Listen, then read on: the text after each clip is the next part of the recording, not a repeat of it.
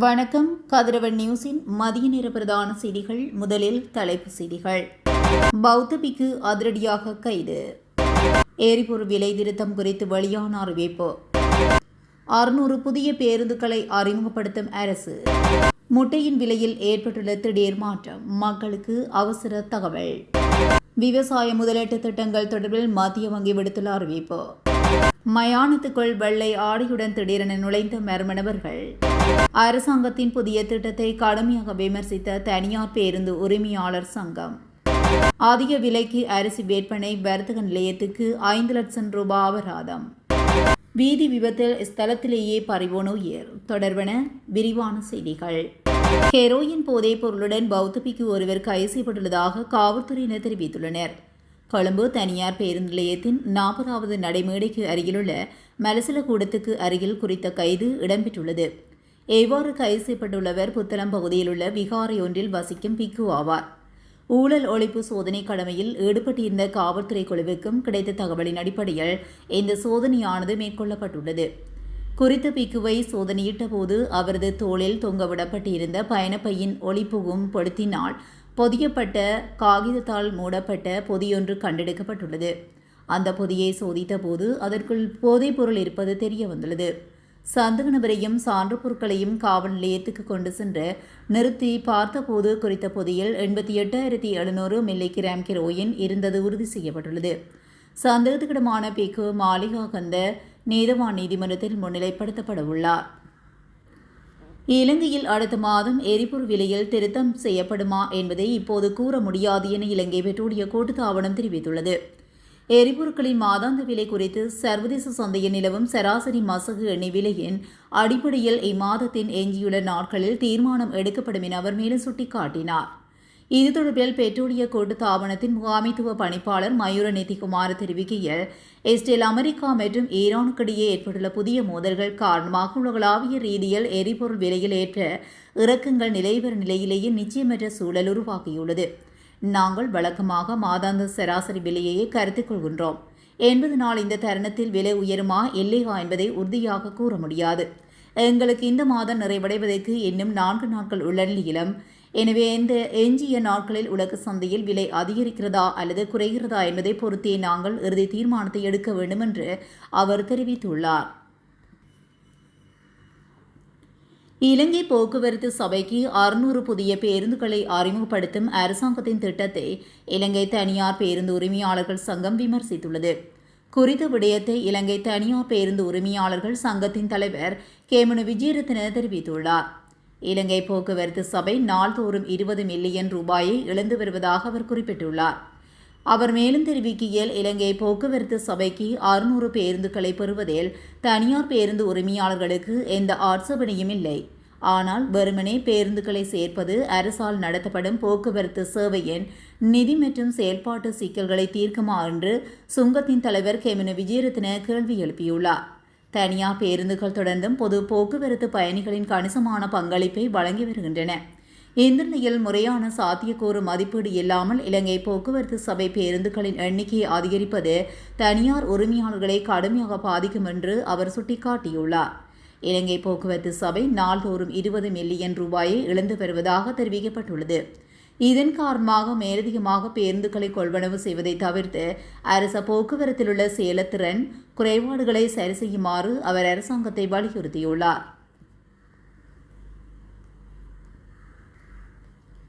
இலங்கையில் முட்டைகள் இன்று முதல் மேலும் அதிகரிக்கப்பட உள்ளதாக அகில இலங்கை முட்டை உற்பத்தியாளர்கள் சங்கம் தெரிவித்துள்ளது.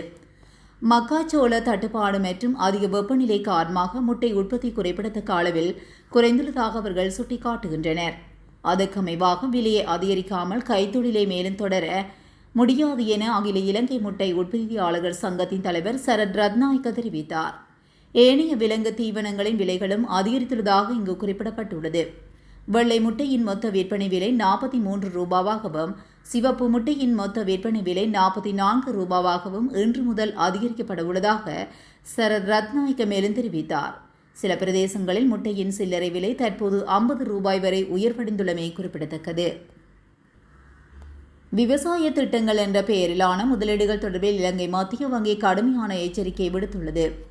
அண்மை காலமாக விவசாய திட்டங்கள் என்ற போர்வையில் பொதுமக்களிடமிருந்து நிதி மற்றும் வாய்ப்புகளை பெறும் மோசடி வியாபாரங்களை அதிகரித்து வருவதாக தெரிவிக்கப்பட்டுள்ளது.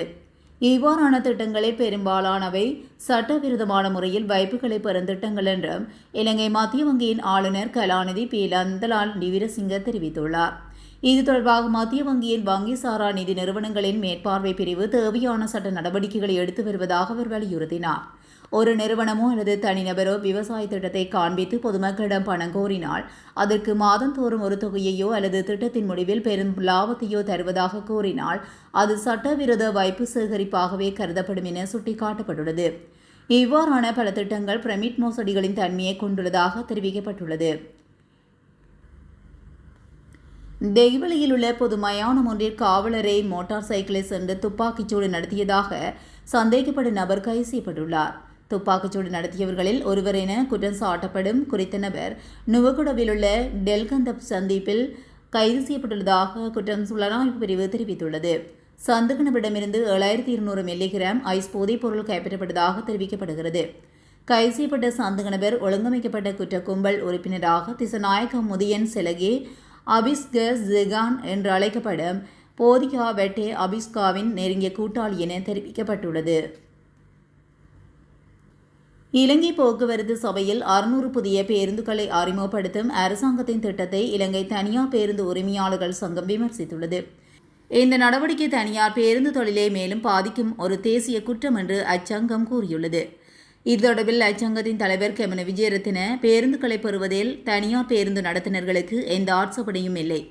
ஆனால் வெறுமனே பேருந்துகளை சேர்ப்பது அரசால் நடத்தப்படும் போக்குவரத்து சேவையின் நிதி மற்றும் செயல்பாட்டு பிரச்சினைகளை தீர்க்குமா என்றும் அவர்கள் 600 பேருந்துகளை கொண்டு வந்தாலும் சரி 6000 பேருந்துகளை கொண்டு வந்தாலும் சரி எங்களுக்கு எந்த பிரச்சனையும் இல்லை. ஆனால் அதிக பேருந்துகளை கொண்டு வருவதால் மட்டும் SLTP ஒருபோதும் மீண்டும் வராது. பொது போக்குவரத்து பயணங்களில் கணிசமான பங்கை தனியார் பேருந்துகளை தொடர்ந்து ஏற்றி செல்கின்றன. முறையான சாத்தியக்கூறு மதிப்பீடு இல்லாமல் SLTP பேருந்துகளின் எண்ணிக்கை அதிகரிப்பது தனியார் நடத்துனர்களை பாதகமாக பாதிக்கும்.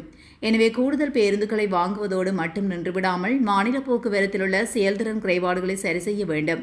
மேலும் பேருந்து சேவைகளின் விரிவாக்கம் தொடர்பான பிரச்சினைகள் குறித்தும் சட்ட நடவடிக்கை எடுப்பது குறித்த சங்கம் பரிசீலித்து வருகின்றது என்று அவர் தெரிவித்துள்ளார். அரசாங்கத்தினால் நிர்ணயிக்கப்பட்டிருந்த அதிகபட்ச சில்லறை விலையை விட அதிக விலைக்கு இறக்குமதி செய்யப்பட்ட கீரி பொன்னி அரிசியை விற்பனை செய்த காலி அக்மிமென பகுதியில் விற்பனை நிலையம் ஒன்றுக்கு 5 லட்சம் ரூபாய் அபராதம் விதிக்கப்பட்டுள்ளது. இறக்குமதி செய்யப்பட்ட கீரி பொன்னி அரிசி 1 கிலோகிராமுக்கு நிர்ணயிக்கப்பட்டிருந்த 255 ரூபாய் அதிகபட்ச சில்லறை விலையை விட அதிகமாக 270 ரூபாய்க்கு விற்பனை செய்தமை தொடர்பாக சம்பந்தப்பட்ட விற்பனை நிலையத்துக்கு எதிராக நுகர்வோர் விவகார அதிகார சபையின் காலி மாவட்ட புலனாய்வு அதிகாரிகளால் காலி நீதவான் நீதிமன்றத்தில் வழக்கு தொடரப்பட்டிருந்தது. கடந்த 17ஆம் தேதி மேற்கொள்ளப்பட்ட சோதனை நடவடிக்கையின் போதே இந்த சட்டவிரோதமான விற்பனை கண்டறியப்பட்டுள்ளது. வழக்கு விசாரணைக்கு எடுத்துக் கொள்ளப்பட்ட போது சம்பந்தப்பட்ட நிறுவனம் குற்றத்தை ஒப்புக்கொண்டதை தொடர்ந்து ஜூலை 23ஆம் தேதி காலி நீதவான் நீதிமன்றத்தினால் அந்த நிறுவனத்துக்கு 5 லட்சம் ரூபாய் அபராதம் விதிக்கப்பட்டுள்ளமை குறிப்பிடத்தக்கது.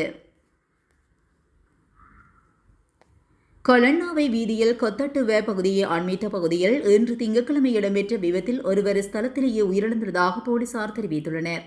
முச்சக்கர வண்டியொன்று எதிரே வந்த பேருந்துடன் மோதி விபத்துக்குள்ளானதில் முச்சக்கர வண்டி சாரதி சம்பவ இடத்திலேயே உயிரிழந்துள்ளார். முச்சக்கர வண்டியின் பின்புற ஆசனத்தில் பயணித்த 2 காயமடைந்து வைத்தியசாலையில் அனுமதிக்கப்பட்டுள்ளனர். இந்த விபத்து முச்சக்கர வண்டி சாரதியின் அலட்சியத்தினால் இடம்பெற்றதாக போலீசார் தெரிவித்துள்ளனர். இத்துடன் கதிரவன் நியூஸின் மதிய நேர பிரதான செய்திகள் நிறைவடைகின்றன. தொடர்ந்தும் செய்திகளோடு இணைந்திருக்க கதிரவன் நியூஸுடன் இணைந்திருங்கள். நன்றி, வணக்கம்.